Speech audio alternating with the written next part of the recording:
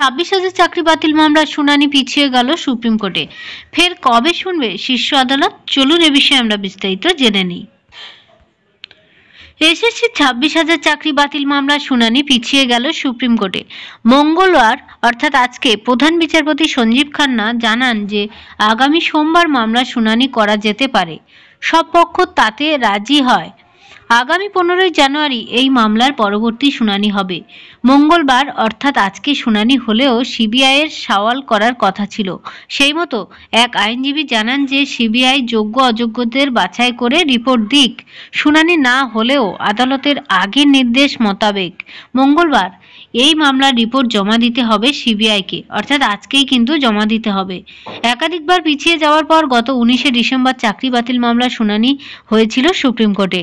গত শুনানিতে শীর্ষ আদালতের একাধিক প্রশ্নের মুখে পড়ে রাজ্য এসএসসি। সেদিন শীর্ষ আদালত মূলত যোগ্য এবং অযোগ্য চাকরি প্রাপকদের বাছাই করার উপরে জোর দিয়েছিল। সম্ভাব্য কোন উপায়ে তা করা যায় সেই ইঙ্গিতও রাখা হয়। যোগ্য অযোগ্য বাছাই করা না গেলে পুরো প্যানেল বাতিল করতে হবে বলে জানিয়ে দেয় প্রধান বিচারপতির বেঞ্চ। প্রধান বিচারপতি বলেন যে যোগ্য অযোগ্য বাছাই করা না গেলে পুরো প্যানেল বাতিল করতে হবে। গত 22 এপ্রিল স্কুল সার্ভিস কমিশন অর্থাৎ এসএসসির নিয়োগ দুর্নীতি মামলার রায় ঘোষণা করেছিল কলকাতা হাইকোর্ট। হাইকোর্টের প্রধান বিচারপতি দেবাংশু বসাক এবং বিচারপতি মোহাম্মদ সব্বর রশিদির ডিভিশন বেঞ্চ 2016 সালে নিয়োগ প্রক্রিয়া বাতিল ঘোষণা করে। তার ফলে চাকরি চলে যায় প্রায় 25,753 জনের। আপনারা জানেন যারা মেয়াদ উত্তীর্ণ প্যানেলে চাকরি পেয়েছিলেন তারা কিন্তু সাদা খাতা জমা দিয়ে চাকরি পেয়েছিলেন। তাদের বেতন ফেরত দেওয়ার নির্দেশও দেওয়া হয়। 4 সপ্তাহের মধ্যে 12% হারে সুদ সহ বেতন ফেরত দিতে হবে বলে ওই চাকরি প্রাপকদের এমনটাই বলা হয়েছিল।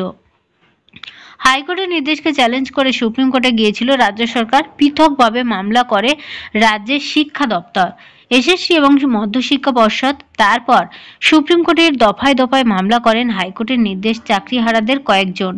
7 মে কোর্টের তৎকালীন প্রধান বিচারপতি DY চন্দ্রচূড়ের বেঞ্চ চাকরি বাতিল মামলার অন্তর্বর্তী স্থগিতাদেশ দেয়।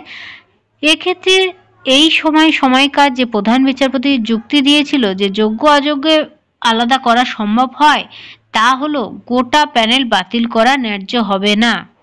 যদি যোগ্য অযোগ্য আলাদা করা সম্ভব হয় তাহলে গোটা প্যানেল কিন্তু বাতিল করা ঠিক হবে না, এমনটাই কিন্তু বলেছিলেন। অনেক ধন্যবাদ সঙ্গে থাকার জন্য। পরবর্তী আপডেটের জন্য প্লিজ চ্যানেলটাকে সাবস্ক্রাইব করে সঙ্গে থাকবেন।